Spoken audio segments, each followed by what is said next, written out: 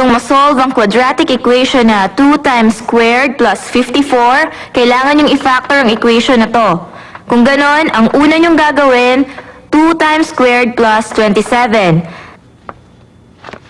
O ngayon, sino sa inyo ang gustong mag-solve ng equation? Sino ba sa inyo ang top 1 sa math? Si Zaren Song! Tama! Ah, talaga? Zaren, subukan mong i-solve ang equation.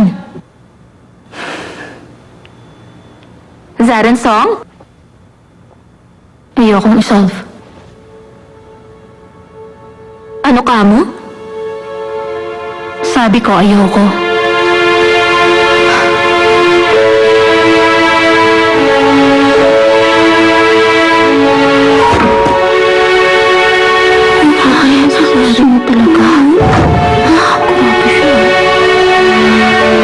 Ang galing mo talaga, Ate Zaren.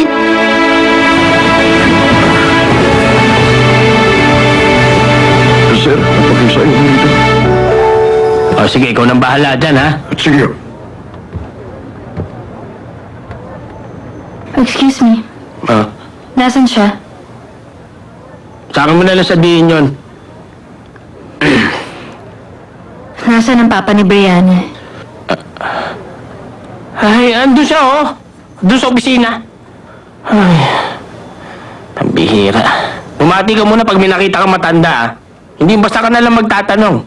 Huwag mo sanayin ang buhay mo ng ganon dahil hindi maganda yung ugaling ganon. Ay, pambihira, wala na pala.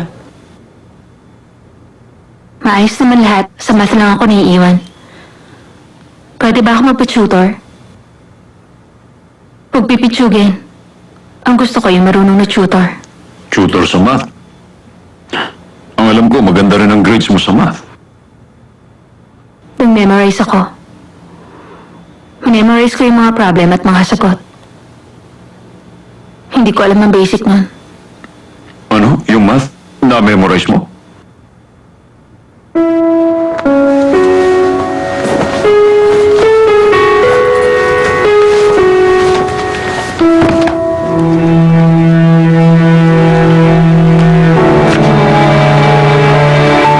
Sabi niyo sabihin ko ang kailangan ko.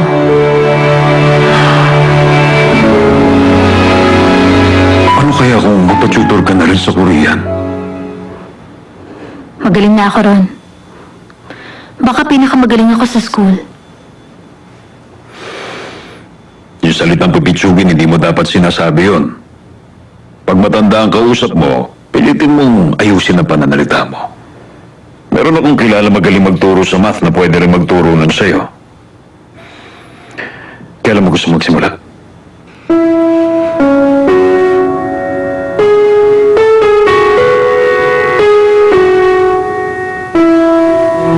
Ate? Ate?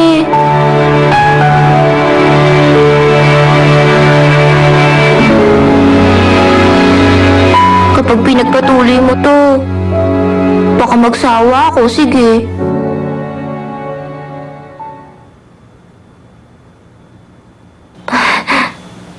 Wala lang. Sinasabi ko lang sa'yo.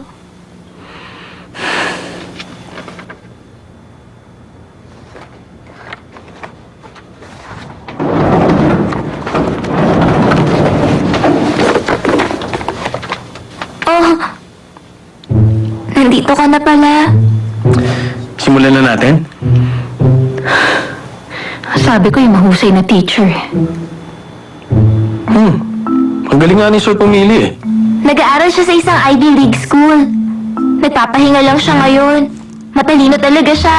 Salamat. Umayos ka nga na upo. Ayoko kasi mag-aral eh. Brianna, Oo na.